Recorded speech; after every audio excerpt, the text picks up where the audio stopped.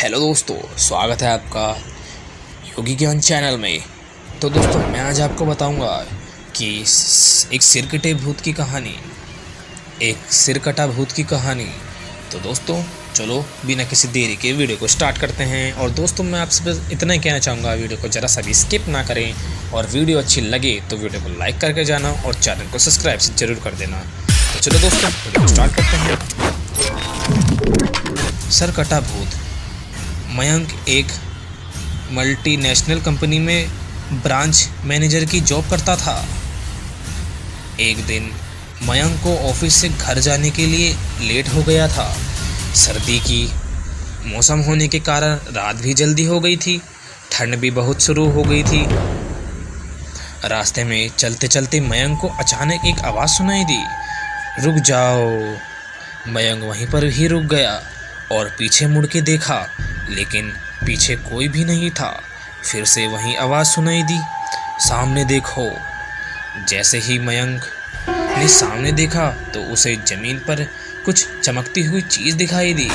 मयंक दौड़ के उस चीज़ के पास गया और देखा तो यह कोई साधारण चीज़ नहीं थी, बल्कि एक चमकता हुआ हीरा था।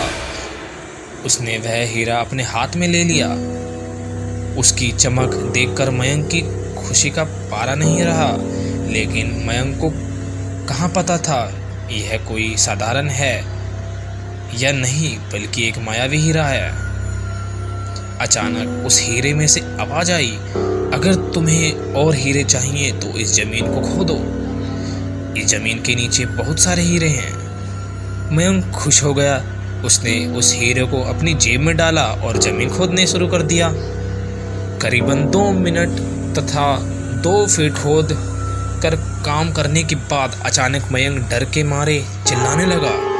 इसके कारण उसका संतुलन खो गया और ज़मीन पर गिर पड़ा, क्योंकि उस गड्ढे में से हीरे मोती नहीं बल्कि किसी इंसान का कटा हुआ सर मिला। अचानक वह सर हवा में उड़ने लगा और बोला, डरो मत, मैं तुम्हें कोई हानि नहीं पहुंचाऊंगा। मैं तुम्हें बहुत सारे हीरे जेवरात भी दूंगा, बस मेरी बात ध्यान से सुनो। मैं जहाँ जाता हूँ वहाँ मेरे पीछे आओ। फिर वह सिर हवा में उड़ा और जंगल की ओर बढ़ने लगा। करीबन 1 किलोमीटर चलने के बाद वह सिर रुक गया। मयंक भी रुक गया। फिर उस सिर ने मयंक से कहा, इस ज़मीन के भीतर बहुत सारे हीरे मोती जवाहरात छिपे हुए हैं। इस ज़मीन पे खोदकर काम शुरू करो। मयंक खुश हो गया और उस ज़मीन को खोदना शुरू कर दिया। तो मयंक जब खोदते खोदते उस ज़मीन के नीचे हीरे मोती तो नहीं मिले मयंक को, बल्कि उस सिर का कटा हुआ धड़ मिला। उस सिर ने कहा,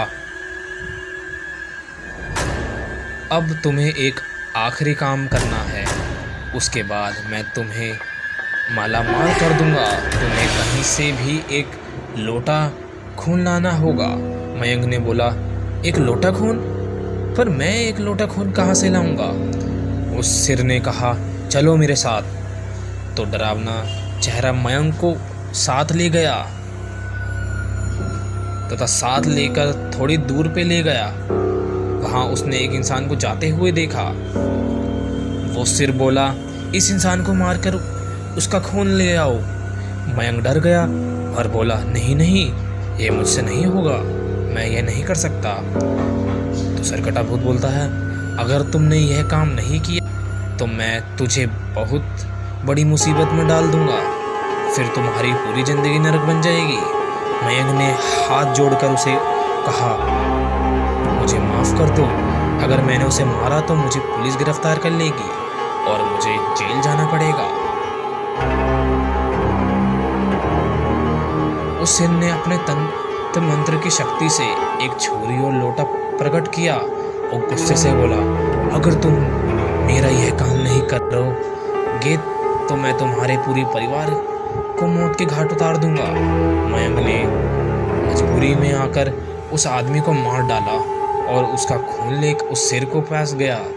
वो सिर खून को देखकर बहुत खुश हुआ और बोला, यह खून मेरे शरीर पर डाल दो।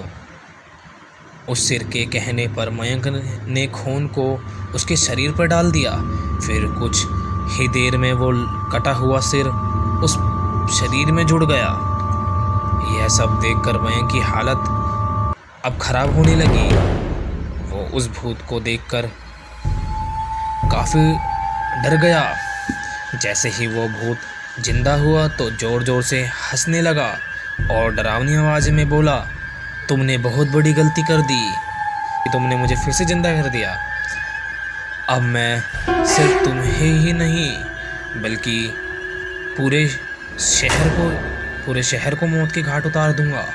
डर के मारे मयंक के मुंह से आवाज़ भी नहीं निकल रही थी। डर के मारे मयंक के मुंह से आवाज़ भी नहीं निकल रही थी। वह अपने जान बचाने के लिए वहाँ से दौड़ा, लेकिन उस भूत ने छलांग लगाकर मयंक को ज़मीन पे गिरा दिया और बोला, मुझे बहुत भूख लगी है, अब मैं तुम्हारा मांस खाऊंगा। जैसे ही वह भूत मांस खाने के लिए आगे बढ़ा कि तुरंत ही उसका सिर धड़ से अलग हो गया। मयंक समझ नहीं पाया कि आखिर ये चमत्कार हुआ कैसे।